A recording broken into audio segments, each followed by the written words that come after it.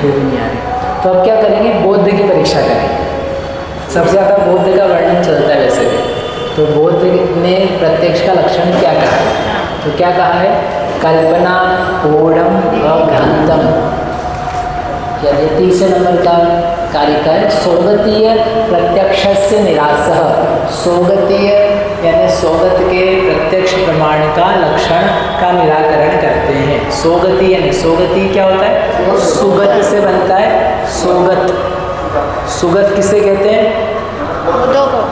सुगत किसे कहते हैं, बोध को। बोध का जो नाम है सुगत, तथागत, सुगत, बुद्ध, गौतम, ऐसा के पर्यायवाची नाम। तो उनमें सुगत से बनता है सौगत, और सौगती यानी सुगत से, सौगत से संबंध रखने वाला जो प्रत्यक्ष प्रमाण है उसका निराकरण करते हैं। तो पहले उसकी परिभाषा दी थी इसी कारिका में, कल्पना पूर्णम भ्रांतम प्रत्यक्षम। जो कल्पना से अपूर्ण है और अभ्रांत है उसे प्रत्यक्ष कहते हैं। ये कौन बोल रहा है, जैन नहीं बोल रहा है, किसने बोला है, बौद्धों ने, बौद्ध ने बोला। अब क्या मतलब है इसका, इति तथागतः, ऐसा तथागत बोलते हैं। तथागत का अर्थ क्या निकला, तथागत, बौद्ध, तथागत, तथागत है बुद्ध का पर्यायवाची। तो तथागत को मानने वाले तथागत, भट्ट को मानने वाले भाट, प्रभाकर को मानने वाले प्रभाकर, जिन को मानने वाले जैन। तो वो मत, अरहत को मानने वाले आरहत, आरहत। आप लोग ऐसा भी कह सकते हैं, हम लोग कौन है, आरहत, आरहत है, अरहंत नहीं है, आरहत है, आहत नहीं, हम बहुत आहत, आरहत है, हत कर देने वाले कर्म को। तो तथागत क्या कहलाते हैं, जो बौद्ध है। तो तथागत उनका एक शास्त्र न्याय बिंदु में लिखा हुआ है, कल्पना पूर्णम अभ्रांतम प्रत्यक्षम। जो कल्पना से अपूर्ण है, अभ्रांत है, वह प्रत्यक्ष है। अत्र ही यहाँ पर कल्पना अपूर्ण पदेन, कल्पना से अपूर्ण यानी अपूर्ण का अर्थ होता है रहित, कल्पना से रहित, कल्पना से शून्य, कल्पना अपूर्ण इस पद के द्वारा सविकल्पकस्य व्यावृत्ति ही, सविकल्पक जो विषय है, ज्ञान है, उसकी व्यावृत्ति करी है। और अभ्रांतम, अभ्रांत जो भ्रांत नहीं है, हाँ, इस पद के द्वारा तू आभासस्य व्यावृत्ति, आभास की व्यावृत्ति करी है। ये वो पूरी कह रहा है, ये क्या किया जा रहा है, उसी के लक्षण की मीमांसा कर रहे हो पहले कि बोले समझ तो जाए कि क्या रहा है। तो वो कह रहे हैं कि हमने दो पद लिए हैं, कल्पना अपूर्ण पद, कहाँ लिखूं, कल्पना अपूर्ण पद और अभ्रांतम।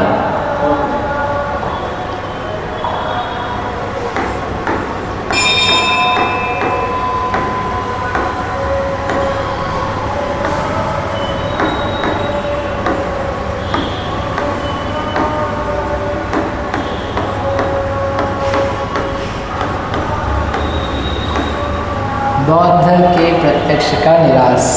तो क्या लक्षण दिया, कल्पना, कल्पना जी है क्या, कल्पना पूर्णम और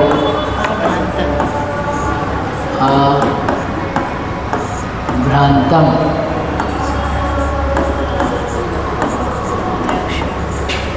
प्रत्यक्ष। ठीक है, कल्पना अपूर्ण से क्या मतलब है, कल्पना से रहित, कैसे रहित, कल्पना से रहित। हाँ, तो कल्पना मतलब क्या है, सविकल्प,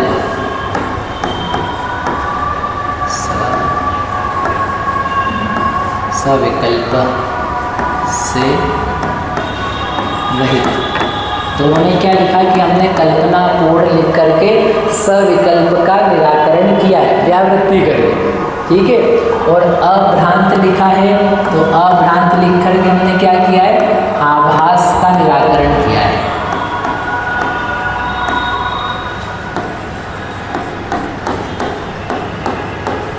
मतलब हमारा ज्ञान सच्चा है। ठीक है, आभास क्या होता है, तो आभास का मतलब है संशय, विपर्य और अनध्यवसाय। तो कह रहा है आभास, आभास मुझे ऐसा लग रहा है, ऐसा लग रहा है, लगना पकना नहीं है, ऐसा है कि ऐसा, ऐसा नहीं है, निश्चित है। तो वो जो भ्रांतता है, भ्रांति हो रही है, तो ज्ञान भ्रांत नहीं होना चाहिए। जो प्रत्यक्ष प्रमाण है वो भ्रांत नहीं होना चाहिए, ऑब्वियस सी बात है, उसमें निश्चितता तो होनी चाहिए ना, भ्रांति होगी तो किस काम का। दूसरा लेकिन क्या दिया, कल्पना अपूर्ण, कि कल्पना ही नहीं होनी चाहिए। कल्पना का मतलब वो नहीं है, क्योंकि भाई आप भ्रांत का निराकरण कर रहे हैं तो कल्पना अपने आप चली गई ना। भ्रांत आपने बोला भ्रांत नहीं होना चाहिए, तो भ्रांत मतलब जो कल्पनाएं हो रही है, जो विचार हो रहे हैं फोकट के, जो है नहीं वैसी कल्पना कर रहे हो, पदार्थ जैसा नहीं है वैसा मान रहे हो, सोच रहे हो, तो उसी का नाम कल्पना है। तो ये तो डबल बार हो गया। तो बोले अपने मन से अर्थ मत करो, वो क्या बोल रहा है वो देखो। उनके हिसाब से कल्पना क्या है, जो सविकल्प है। सविकल्प यानी विकल्प का अर्थ क्या होता है, निश्चय करना, व्यवसायात्मकम। व्यवसायात्मक जो ज्ञान है, निश्चय करने वाला, यह नीला है, यह पीला है, यह स्त्री है, पुरुष है, इस प्रकार जो निश्चय है, उस निश्चय को क्या बोलते हैं, विकल्प, जिसको अपन बोलते हैं ज्ञान में ज्ञेय का आकार। ज्ञान में ज्ञेय का आकार, कि यह वस्तु इस ही प्रकार की है। तो इस ज्ञान में इस ज्ञेय का आकार है ना, आकार मतलब उसकी विशेषता, शेप नहीं आ गया है, वस्तु नहीं आ गई है, आकार का मतलब पर्याय। तो ज्ञान में ज्ञेय के आकार होते हैं, ज्ञान में ज्ञेय के आकार होते हैं, अर्थात ज्ञान में ज्ञेय का निर्णय होता है। ज्ञान ज्ञेय को जानता है, तो कैसे पता ज्ञेय को जानता है, कि ज्ञेय रूप उसका कुछ ज्ञान की परिणति होती है ज्ञेय के जानने रूप से, तो उसी को क्या बोलते हैं, निर्णय, व्यवसायात्मकता। ज्ञान स्वभावतः अपने नेचर से मूलतः सविकल्पक है कि निर्विकल्पक है। जैनियों से पूछ रहे हैं हम, जैनियों से, हाँ सविकल्प, लेकिन हमने सुना है निर्विकल्प ज्ञान स्वरूपो हम, निर्विकल्प स्वरूपो हम। और उस निर्विकल्पता का क्या करेंगे, राग द्वेष। वो जो निर्विकल्प बोलते हैं वो क्या निर्विकल्प है, राग द्वेष रूप विकल्प जो होते हैं वो ज्ञान में नहीं है। उपभोगे उपभोगो, ओहार सुनति को उपभोगो। उपयोग में क्रोध का विकल्प नहीं है, उपयोग में राग द्वेष मोह के शरीर के विकल्प नहीं है, नहीं उसका तत्संबंधी राग प्रेम प्रीति महत्व नहीं है, वो वाला चलता है। लेकिन ज्ञान अपने आप में कैसा है, सविकल्प। परीक्षा में पढ़ लो, आप कहीं पढ़ लो, यही मिलेगा, सविकल्प। हाँ, मैंने परीक्षा में पढ़ा था 2011-12-13, तब उसमें वर्णी जी का तब बार बार आता था सविकल्प, ज्ञान स्वभावतः सविकल्प, स्वभावतः सविकल्प। तो पढ़ पढ़ के समझ में आने लगी चीज़ें। वो आप पढ़ो परीक्षा मुख्य वर्णी जी के प्रवचन, प्रमेय कमल मार्तंड का सरलीकरण, पूरा प्रमेय कमल मार्तंड, करीब 23-25 भाग है उसके परीक्षा में प्रवचन में। तब बस पढ़ते जाओ, समझ में नहीं आया तभी पढ़ते जाओ, पढ़ते जाओ, पढ़ते जाओ, तो खूब सारा आपको आ जाएगा। जब पूरा हो जाएगा ना तो आपको लगेगा कि अब मेरे को चीज़ें ज़्यादा अच्छे से समझ में आ रही। वेरी नाइस, बहुत काम किया उन्होंने वर्णी जी। तो यहाँ कल्पना यानी विकल्प, विकल्प को वो स्वीकारता नहीं, यानी ज्ञान निश्चय करे उस बात को स्वीकार नहीं करता है। क्यों स्वीकार नहीं करता है, क्योंकि वस्तु अपने आप में क्षणिक है, क्षणिक है, और क्षणिक को जाना जाता है, वही ज्ञान सच्चा है। और आप निश्चय करने जाओगे तब तक तो वो वस्तु नष्ट हो गई है। जो निश्चय करता हुआ ज्ञान है वो सविकल्पक है, और सविकल्पक ज्ञान तो सामान्य को जान रहा है कि यह वही है, यह वही है। ऐसा जो तुम्हें यदि ज्ञान हो रहा है किसी पदार्थ को लेकर के, तो बौद्ध कहेगा वह ज्ञान तो तुम्हारा झूठा ज्ञान है, गलत ज्ञान है, वह तो कल्पना का ज्ञान है, वह कल्पना रूप से जान रहे हो। आप हो, आप वही है जिसको मैंने कल देखा था, दिस इज नॉट राइट, ये सही नहीं है। क्यों, क्योंकि जिसको मैंने कल देखा था वो तो नष्ट हो चुका है, कल नष्ट नहीं हुआ, आज नष्ट नहीं हुआ, वो तो कल ही उसी समय देखते से ही क्या हो गया था, नष्ट हो गया था। तो जो चीज़ नष्ट हो गई उसका तुम निश्चय करके बता रहे हो वही है, तो तुम्हारा स्मृति सत्य, कल्पना सत्य तो चल रहा है, व्यवहार सत्य भी हो रहा होगा, लेकिन ये वास्तविक पारमार्थिक सत्य नहीं है। तो ऐसे ज्ञान को हम प्रत्यक्ष नहीं कहते हैं, ऐसे ज्ञान को तो आप अनुमान वगैरह कहना। जो सामान्य को ग्रहण करे वह ज्ञान सत्य नहीं है, जो विशेष को ग्रहण करे वो ज्ञान सत्य है। बिल्कुल उल्टा। जैनों क्या क्या है, अरे तुम सामान्य को जानो तो तुम तिर जाओगे। सामान्य ने जो अन्वयात्मक द्रव्य है, त्रैकालिक द्रव्य है, तीनों कालों में बहने वाला वस्तु तत्व है, तुम्हारा अस्तित्व है त्रैकालिक, इसको जानो। सामान्य तत्व को तुम विशेष पर्याय पर्याय पर्याय को जानते हो तो तुम्हें अज्ञान छाता है। तुम क्या करो, विशेषों में व्याप्त जो सामान्य है उसे जानो तो क्या होगा, कल्याण होगा। बौद्ध क्या कह रहा है, विशेष तो झूठ है, जो सामान्य तो झूठ है, जो सामान्य को छोड़ करके मात्र क्षणिक वस्तु है विशिष्ट, वो सच है। उसको जानोगे, उसको स्वीकारोगे और यह वही है, इस बात को हटा दोगे पूरी तरह से तो क्या हो जाएगा, तुम्हारा कल्याण हो जाएगा। तुम्हें अज्ञान ही इस बात का है कि मैं वही हूँ जिसको तुमने कल गाली दी थी, इसलिए मैं तुमको बदला लूँगा। तो तुमको ये तकलीफ हो रही ना, मैं वही हूँ, ये मिटा दो। मैं वो हुई नहीं, मैं वो हुई नहीं, और तू भी वो है ही नहीं जिसने गाली दी थी। ना तू वो है, ना मैं वो हूँ, ना गाली बची, ले वो खत्म, समता हो गई। कितना अच्छा है। मरने के बाद समता आएगी कि नहीं आप लोगों को? बोलो आएगी कि नहीं आएगी? प्रियंका जी, मरने के बाद समता आएगी कि नहीं आएगी? भैया आप कुछ कल्पना ही बची है, सारी कल्पनाएं खत्म हो गई है। अब तो मेरा मोक्ष हो गया है, मुझे धैर्य आ गया है, मेरे तन मन में क्या है, आनंद की अमर धारा रहा। अब क्या बोलूँगा आपको।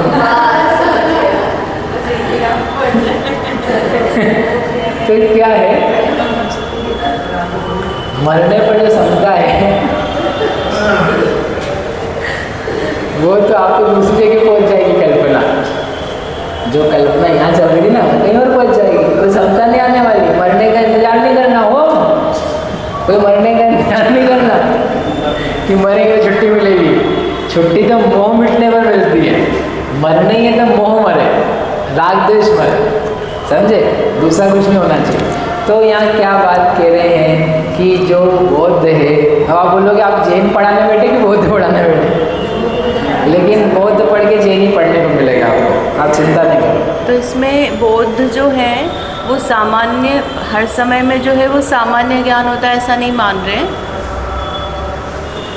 सामान्य होता है ज्ञान, उसको नहीं मान रहे ना, वो विशिष्ट ज्ञान। सामान्य को यदि आप जानोगे तो वो तो झूठ है, वो अज्ञान है।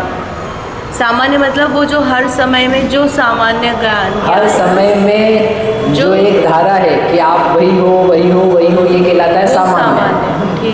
ठीक है। और यह वह नहीं है, यह यही है, ऐसा जो ज्ञान है उसको बोलते हैं विशेष, व्यतिरेक मात्र।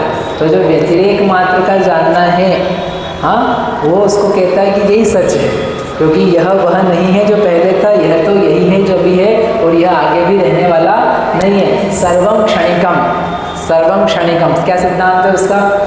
सर्वम क्षणिकम। ठीक है। तो प्रत्यक्ष का लक्षण उसने, या प्रत्यक्ष, देखो इस बात को हम कहते हैं कल्पना अपोढ़म अभ्रांतम प्रत्यक्षम, है ना। अब इसमें हमने यहीं पे तो PDF निकाल के रखा था ना, चला गया इसमें से। उधर चलें कि इधर से पढ़ें? यहीं पे लिख लेते हैं।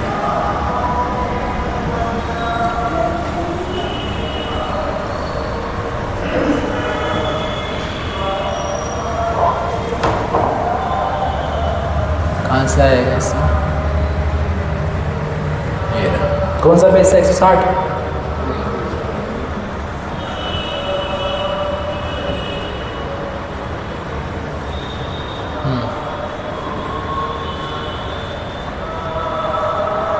चलो, तो क्या कह रहा है, ये पढ़ ली ना, पलायन अत्र ही कल्पना अपोढ़ पदेन सविकल्प से व्यावृत्ति। तो ये बोला इन्होंने, कल्पना अपोढ़ पद से सविकल्प का निराकरण किया है, और अभ्रांत पद से आभास का इसका हमने निराकरण किया है। तथा च समीचीनम निर्विकल्पकम प्रत्यक्षम इति उक्तम भवति। इस प्रकार से इस प्रत्यक्ष प्रमाण का अर्थ क्या निकला? तो कह रहा है समीचीन, जो समीचीन है और निर्विकल्पक है वह प्रत्यक्ष ज्ञान है। इति उक्तम भवति, ऐसा इसका अर्थ निकला। क्या अर्थ निकला? जो समीचीन है और निर्विकल्पक है वह प्रत्यक्ष का लक्षण बना। यहाँ पर उन्होंने दिया भी है, आभास का मतलब क्या है? मिथ्या ज्ञान, है ना, मिथ्या ज्ञान। ऐसा इनमें नीचे अर्थ भी दिया है कि पहले तो केवल वो लोग इतने ही बोलते थे कल्पना अपोढ़म प्रत्यक्षम, फिर आगे के उनके आचार्य हुए तो उन्होंने अभ्रांत पद और उसमें जोड़ा कि अभ्रांत भी होना चाहिए, मिथ्या ज्ञान का निराकरण होना चाहिए। ऐसा करके उसने अपना पक्ष रखा। अब वो क्षणिकम, क्षणिक जान, बस उतना ही जान जाओ, आप उतना ही जान जाओ तो आप खुश हो जाओ। तो संशय इसलिए उन्होंने दिया ही नहीं था। कल्पना अपोढ़ निर्विकल्प ज्ञान है, उसमें इस बेसिकली जैसे अपना वो है दर्शन, दर्शन को कहते भी हम क्षणिक नहीं मानते, दर्शन भी अंतर मुहूर्त तक रहने वाला है जो छद्मस्त का है, उसमें भी लेकिन निर्णय नहीं है, लेकिन उसमें संशय भी नहीं है, तो अपने आप में वो अभ्रांति है, तो अपन ये कह सकते हैं कि वो सम्यक है। तो इसी प्रकार से उसने और उसको समझाने के लिए अभ्रांत और जोड़ा कि ये मिथ्या नहीं है, ये क्या है? सच्चा है, ये सही है, इसमें सत्यता का ज्ञान होना चाहिए। अब ऐसा कह के ये उसने अपना पूर्व पक्ष प्रस्तुत किया। अब आचार्य उसका उत्तर देना चालू करते हैं। तत् एतत् बाल चेष्टितम, अरे तुम्हारी ये चेष्टा बाल चेष्टा है, बच्चों जैसी बातें करते हो तुम। गुरुजी कैसी बात है ये? बच्चों जैसी। क्या बच्चों जैसी बात है? कल्पना अपोढ़म ज्ञानम प्रत्यक्षम। अरे जैसे बच्चा होता है वो क्या चाहता है कि हाथी को मेरी जेब में धर दो। हाथी को, एक बच्चा रो रहा था, बोले क्या हुआ? बोले हाथी चाहिए। बोले हाथी चाहिए, अब कहाँ से लाए तेरे लिए हाथी? अब बेचारा रो के बेहाल हो रहा था, तो उसके पापा ने ढूंढ ढांड के भी घूम रहा होगा, भैया ठीक है 10 मिनट के लिए हाथी खड़ा कर दे, यहाँ पे खड़ा कर दिया। अब वो खुश हो गया, थोड़ी देर बाद फिर रोने लगा। बोले अब क्या हुआ? बोले मेरे को मेरी जेब में चाहिए। कौन? हाथी। अब क्या करें दोबारा? कर सकते कि नहीं कर सकते? ये बच्चों की चेष्टा है, मन पूरा नहीं होने वाला। ऐसे अपन जीवन में देख लेना, ऐसा नहीं हो रहा हो। कैसे जी रहे अपन? बाल चेष्टितम, पहले हमको ये चाहिए था वो मिल गया, अब ये चाहिए, अब ये चाहिए, अब वो चाहिए जो मिलने नहीं वाला। तो क्या कर रहे हैं? बाल चेष्टितम, बाल चेष्टा। तो आचार्य कह रहे सुनो, ये अच्छे अच्छे उत्तर लेके आते हैं।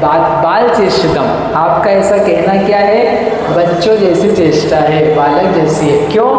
अरे निर्विकल्पकस्य प्रामाण्यम एव दुर्लभम, जो निर्विकल्पक है ज्ञान, जिस ज्ञान में निर्णय नहीं है, उसकी तो प्रमाणता के ठिकाने नहीं है।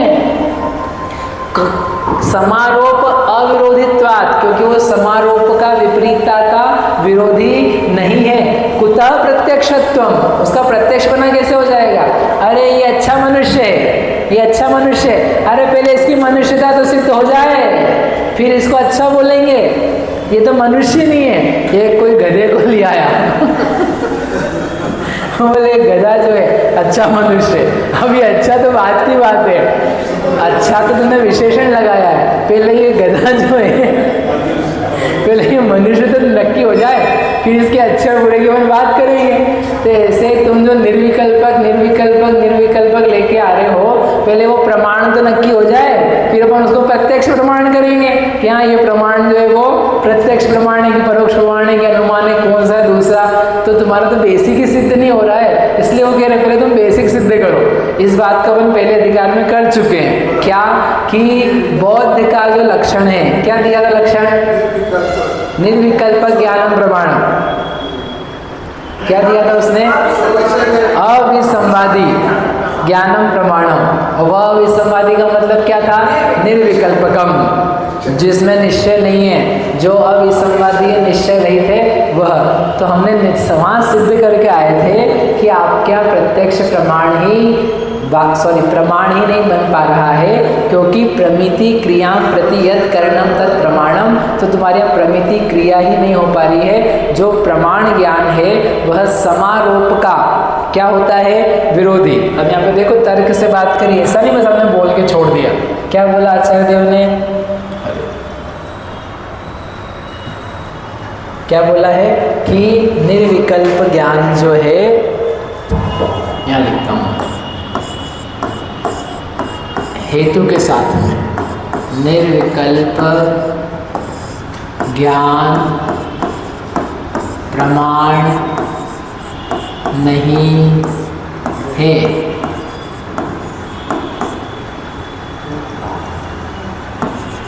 नहीं है, ये क्या हुआ मेरा, हेतु नहीं है, प्रतिज्ञा है, सिद्ध करना है। क्योंकि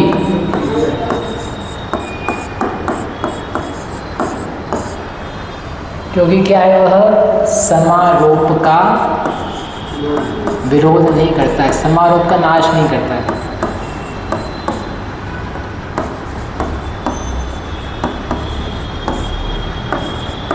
अब ये समारोप क्या चीज़ है, ठीक है। आचार्य के वचन ऐसे कैसे लिखे हमने, निर्विकल्पकस्य प्रामाण्यम एव दुर्लभम, निर्विकल्प ज्ञान की, निर्विकल्पता की प्रमाणता ही दुर्लभ है, यानी प्रमाणता उसमें नहीं है। समारोप अविरोधित्वात्, क्योंकि उसमें समारोप का विरोधीपना नहीं है, यानी वो समारोप का नाश नहीं करता है। तो क्वेश्चन इज व्हाट इज समारोप, तो समारोप किसे कहते हैं, तो उनको पहले दिया था समारोप यानी संशय विपर्य और अनध्यवसाय, इसको बोलते हैं समारोप, ठीक है। तो वो समारोप का क्या है, विरोधी नहीं है। कौन, कैसे विरोधी नहीं है, क्योंकि उसमें निर्णय नहीं है। आप ही ने तो बोला, हमने थोड़ी ना बोला, निर्विकल्पक है। निर्विकल्प यानी उसमें कोई निश्चय नहीं है, निश्चय नहीं किया है कि लाल है कि पीला है। अच्छा आप बता दो, अगर आप नहीं मानते बौद्ध से हम गए, आप बता दो ये लाल है कि पीला है, तो आप लाल पीला बता ही नहीं पा रहे हो, क्यों, क्योंकि निश्चय नहीं है। वो निश्चय करने के लिए तो ज्ञान पैदा हो, वस्तु पैदा हुई, वो वस्तु का निर्णय करें, तब तक तो वो ज्ञान वस्तु चली गई, वो जो निश्चय कर रहा था वो भी चला गया। अब जो बोलोगे, प्रॉब्लम क्या है उसके साथ, जैसे तुम बोलने जाओगे तो वस्तु तो खत्म हो गई, जैसे ही पैदा हुई वैसे ही जाना, वैसे ही बोल लिया एक पल में, ये संभव है क्या, नहीं है। तो तुम मानते हो पदार्थ को अर्थजन्य, पदार्थ से उत्पन्न, ज्ञान को पदार्थ से उत्पन्न, तो जब तुम बोलने जाओगे ये वह समारोप का विरोधी नहीं है। वो जो समारोप का विरोधी नहीं है, ज्ञान का उत्पादक नहीं है, वस्तु का निश्चायक नहीं है, उसे प्रमाण कैसे कह सकते हैं। अब जब प्रमाण ही नहीं है आपके पास, प्रमाण ही नहीं है, तो फिर ये प्रत्यक्ष और ये परोक्ष ही कैसे करोगे, ये प्रत्यक्ष अनुमान कैसे करोगे, नहीं कर सकते हो। इसलिए उन्होंने कहा बाल चेष्टितम, आपका गधा पहले मनुष्य सिद्ध हो ही नहीं रहा है, पहले उसको मनुष्य सिद्ध करके दिखाओ, फिर अपन उसके अच्छे और बुरे की बात करेंगे।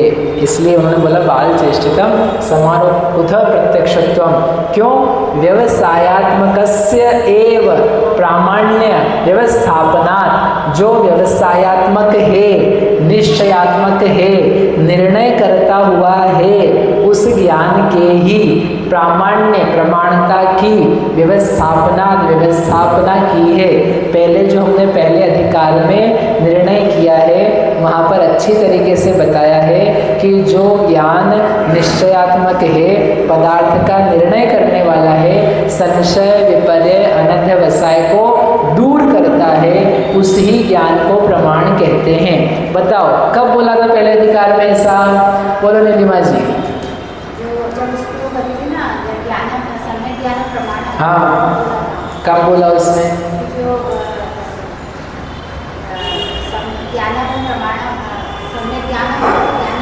हाँ,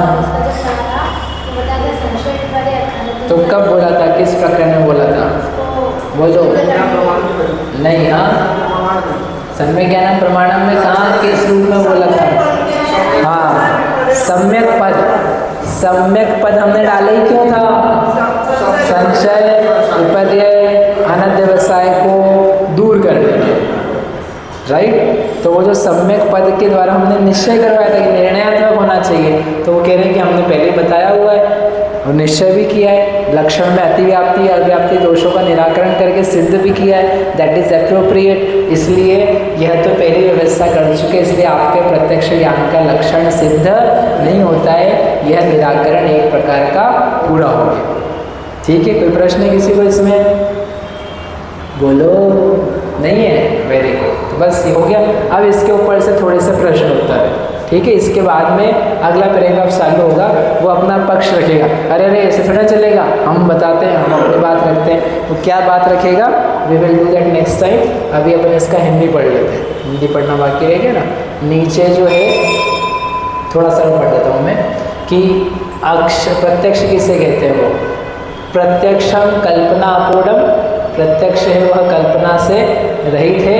यत ज्ञानम अर्थे, जो ज्ञान पदार्थ में रूप आदिक में नाम जाति आदि कल्पना रहितम, जो ज्ञान पदार्थ में रूप आदिक में नाम जाति आदि की कल्पना से रहित है। तत् अक्षम, वह जो अक्ष है, वह जो ज्ञान है, वह अक्षम प्रति वर्तते, वह अक्ष के प्रति वर्तता है, पाया जाता है, इसलिए उसे प्रत्यक्ष कहते हैं। प्रत्यक्षम कल्पना अपूर्णम नाम जाति आदि असंयुतम, जो प्रत्यक्ष है वह कल्पना से रहित है, यानी नाम जाति आदि से रहित है। मतलब ये प्रमाण उन्हीं के बौद्ध ग्रंथ का है, इसलिए दिया है कि ऐसा नहीं हमने बना दिया है, आपने इस प्रकार का कल्पना से रहित निर्विकल्प का अर्थ दिया है कि उसमें नाम जाति भेद ऊंचाई लंबाई मोटाई जैसी सब बातें उसमें नहीं पाई जाती है, वह प्रत्यक्ष ज्ञान कहलाता है।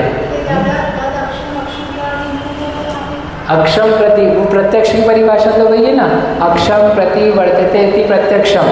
तो वो अक्ष किसे कह रहा है? जो नाम जाति कल्पना से रहित ज्ञान हुआ है, यद ज्ञानम तत् अक्षम, यद तत्। आत्मा नहीं, उसका नाम अक्ष है, यहाँ वो आत्मा नहीं अर्थ कर रहा है, अक्ष का अर्थ आत्मा नहीं कर रहा है, वो क्या कर रहा है? यद ज्ञानम तत् अक्षम। ये पढ़ो आप यहाँ से, जो यह यहाँ चलेगा, यहाँ पर यहाँ चलेगा, यद अक्षम यद तत्, जो ज्ञान वह अक्ष, जो ज्ञान है इस प्रकार का कल्पना रहित, तत् अक्षम, उसे कहते हैं अक्ष। ऐसे अक्ष के प्रति जो वर्तता है उसे कहते हैं प्रत्यक्षम। ऐसा न्याय प्रमाण जो भी ग्रंथ का नाम है उनका उसमें दिया हुआ। ठीक है, ये कर लिया, ये भी कर लिया, ये भी सब हो गया अपना। ठीक है, अब इसका हिंदी है, हिंदी के अलावा इसके नोट्स हैं, मैंने दिए हैं वहाँ पर, आप देखना।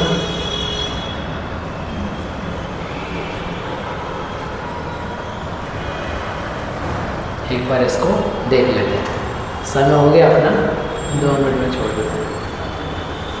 बौद्ध के प्रत्यक्ष प्रमाण की मीमांसा, तो वो जैन मत क्या मानता है? वह कल्पना पूर्णम भ्रांतम विकल्प रहित निर्विकल्प पूर्व पक्ष, तो उसका अर्थ दिया है अभ्रांत और कल्पना से रहित सविकल्प की व्यावृत्ति। ऐसा निर्णय नहीं होता उसमें कि यह ऐसा है।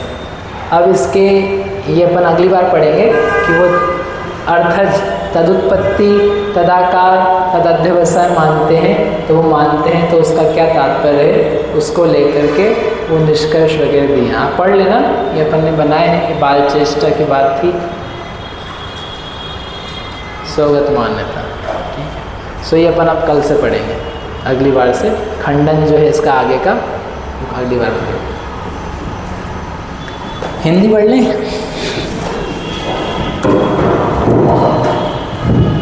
ठीक कर दो भैया, ठीक कर दो इसे।